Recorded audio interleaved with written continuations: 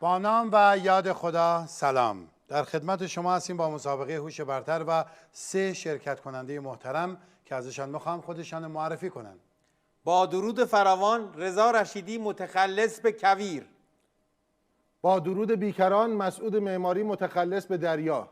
با درود بی پایان برومند کاظمی متخلص به باران. بسیار خوب، به فال نیک میگیریم این اسامی و این تخلص ها را و چه خوب که سوال در مورد شعری از لسان الغیب حضرت حافظ شیرازی. توجه بفرمایید، دست ها روی زنگ. یک جای خالی داره، شما بفرمایید که شاعر بزرگوار به چه نکته ای اشاره کرده و واژه رو به ما بگید.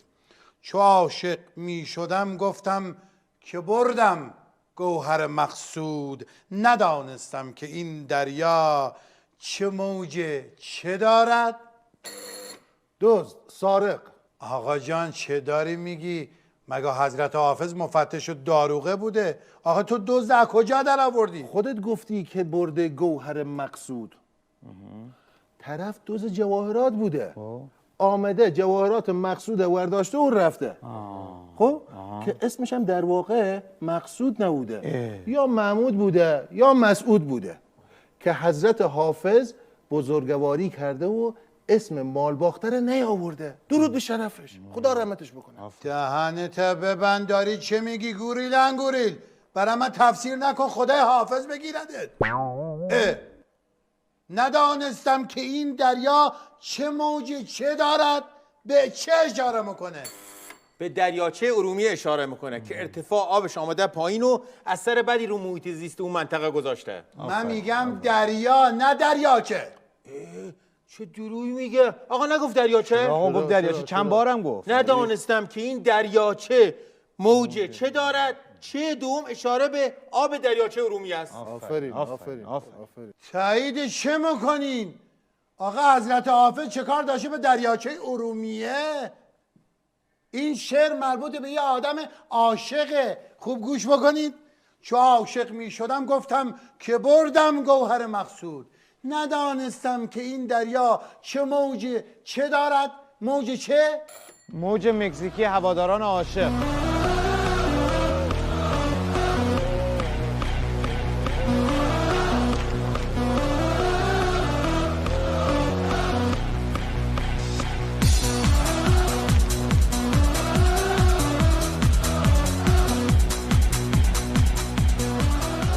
دهنته. خجالت بکشید، خجالت بکشید. موج مکزیکی تو شعر حافظ. راهنمایی میکنم، جواب مد نظر ما آخرش نون داره. موج آمازون. چه داری میگه آقا؟ آمازون روده. این آقا داره میگه دریا. عزیز دلم، رودم به دریا میریزه دیگه. معلومه بدون مطالعه آمدی اینجا. چجور راه دادن؟ آخ ای کاش امثال شما را بریزن تو دریا. حضرت حافظ قرن 8 خیلی میتونسته بره مسافرت، میرفت قزوین یه سری به عبید میزد. آمازون. راهنمایی میکنم، حرف یکی به آخرش هم الف داره. موج فراوان. موج هراسان. موج بیکران. درد بی درمان، دردی بی پایان، درد گران، آخرش شان.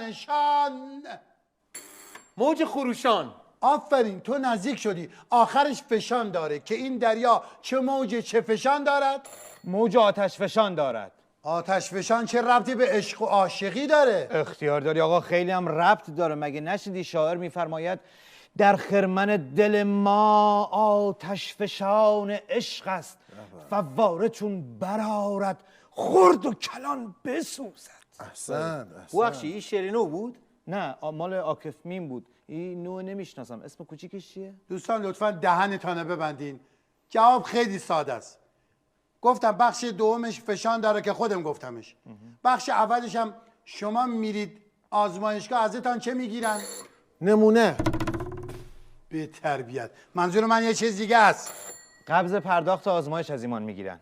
آها، پس جواب میشه چو عاشق میشدم گفتم که بردم گوهر مقصود، ندانستم که این دریا چه موج قبض پرداخت آزمایش فشان دارد.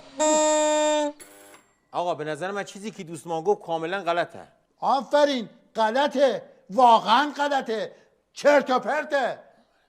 حالا شما وقتی میری آزمایش بدی چی ازت میگیرن؟ دفترچه بیمه درمانی از ما میگیرن. دفترچه بیمه درمانی فشان دارد. نیشت ببند درمانی فشان دارد. خدای حافظ بگیرتتان. کم حضرت حافظ تو اون قبر عذاب بدین. خجالت بکشید. آخه دفترچه درمانی قرن 8 آخرین راهنمایی.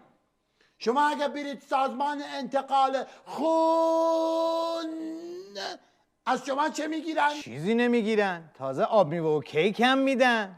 میخوای بری دستم میدن. سلامم میدن، لبخندم میدن، اعتماد به نفسم میدن. کلا کارشان درسته. جواب خونه. ندانستم که این دریا چه موج خونفشان دارد. تا آخر این مسابقه من خونتان میمکم. تنفس. با درود مجدد برمیگردیم به مسابقه. دستا روی زنگ. و اما سوال: در حالت نشسته در هر دقیقه چند بار عمل دم و بازدم صورت میگیرد؟ آقایان شرکت کننده.